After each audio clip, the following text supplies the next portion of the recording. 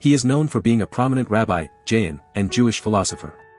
He is recognized for his extensive writings on Hebrew linguistics, halakha, and Jewish philosophy. He is Saadia Gaon, the first important rabbinic figure to write extensively in Judeo-Arabic.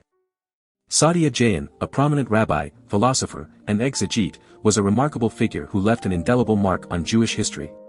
Born in the late 9th century, Saadia showed exceptional intellect and a deep thirst for knowledge from an early age. His parents recognized his potential and encouraged him to study various schools of philosophy and art. They believed in nurturing his open-mindedness and ensuring he had a well-rounded education. Saadia's contributions to Jewish culture were immense. He was not only a scholar of Hebrew linguistics and halakha, but also a practitioner of the Jewish Kalam, a philosophical school that sought to integrate Jewish theology with elements of ancient Greek philosophy.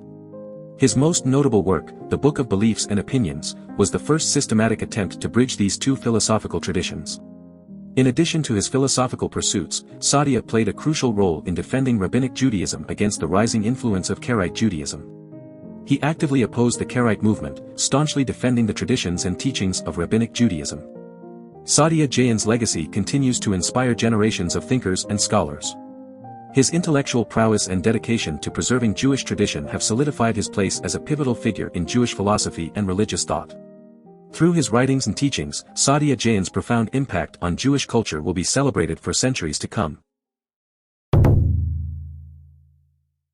Saadia, a brilliant philosopher and theologian, was born in Dil, Middle Egypt, in 892 CE. At a young age, he immigrated to Palestine and studied under the guidance of the esteemed scholar Abu Kathir Yahya al-Khatib. Seeking further knowledge, Saadia settled in Abbasid Iraq, also known as Babylonia, where he became a member of the renowned Surah Academy. In his writings, Saadia proudly emphasized his Jewish lineage, tracing his ancestry back to the noble family of Shelah, son of Judah. He even named his son Dosa, after the famous ascetic Hanina ben Dosa from the 1st century. Saadia's father, Joseph, had to leave Egypt and eventually passed away in Jaffa while Saadia was residing in the Holy Land. At the age of 20, Saadia embarked on his first significant work, a Hebrew dictionary called Agron. 3 years later, he engaged in a spirited debate against the followers of Anan ben David, particularly Solomon ben Yeroam, as a staunch defender of Rabbinic Judaism against the rising Karaite movement.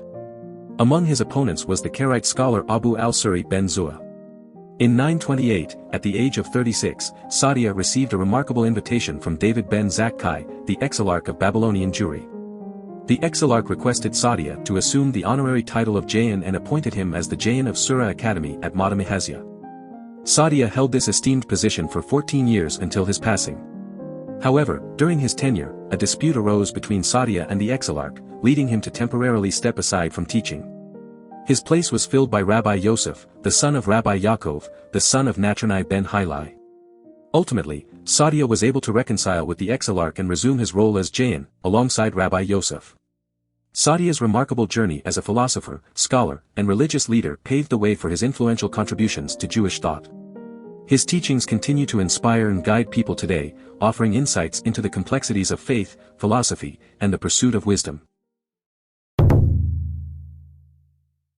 Saadia, a renowned Jewish scholar, found himself in the midst of a heated controversy in 922. The issue at hand was the Hebrew calendar, which had been based on a set of rules rather than the observation of lunar phases. One of these rules dictated that if the calculated lunar conjunction occurred at noon or later, the date of Rosh Hashanah would be postponed. However, Rabbi Aaron ben Meir, the head of the Palestinian Gaonate, claimed a tradition that set the cutoff point as 6:42/1080 of an hour after noon. This disagreement threatened to cause a 2-day schism between the major Jewish communities in Babylonia. According to Ben Meir's regulation, the first day of Passover would fall on a Sunday, while the generally accepted rule placed it on a Tuesday. When Saadia heard of this situation while on his way from the east, he immediately took action. Saadia warned Ben Meir about the potential consequences of his decision. Upon arriving in Babylon, he offered his knowledge and writing skills to the exilarch David ben Zakkai and the scholars of the academy. Together, they sent letters to the Jewish communities in the diaspora, explaining their position and seeking to resolve the dispute. Saadia played a significant role in this effort, using his expertise to write a book called Sefer HaMoadim, or Book of Festivals. In this book, Saadia systematically refuted Ben Meir's assertions regarding the calendar. His arguments and explanations helped prevent the Jewish community from succumbing to the perils of schism. Saadia's dedication to unity and his commitment to resolving the dispute showcased his wisdom and leadership. Under Saadia's leadership, the ancient Academy of Sura experienced a period of remarkable brilliance. The academy, which had been founded by Abba Arika, flourished under Saadia's guidance, attracting scholars and thinkers from far and wide. His appointment as Jayan in 928 was not without controversy, as it went against the advice of the respected Nisim Narwani and created tension with the exilarch, David ben Zakkai. Despite the concerns, Saadia's tenure as Jayan brought about a renaissance at the academy. However, this period of intellectual growth was short-lived due to a clash between Saadia and David. The conflict arose when Saadia refused to sign an unjust verdict handed down by the exilarch. The dispute escalated when the exilarch's son threatened Saadia, resulting in a physical altercation between the two parties. The fallout from this confrontation led to the excommunication of both Saadia and David. Each declared that they had deposed the other from their respective positions of power. In response, David appointed Joseph ben Jacob as the new Jayan of Sura, while Saadia conferred the exilarchate on David's brother, Hassan. However, Hassan was forced to flee and ultimately died in exile in Khorasan. The animosity between Saadia and the exilarch continued to escalate, with both parties attacking each other through Hebrew pamphlets. The exilarch and his followers displayed a deep-seated hatred toward Saadia, even resorting to scandalous tactics. However, Saadia did not remain silent and responded to his critics with conviction and intellect. Saadia's dispute with the exilarch and his subsequent actions highlight the challenges and complexities of leadership. Despite his commitment to justice and truth, Saadia found himself embroiled in a conflict that ultimately disrupted the harmony and progress of the academy. This story serves as a reminder that even in positions of authority, it is crucial to navigate conflicts with wisdom and discernment, always striving for the greater good.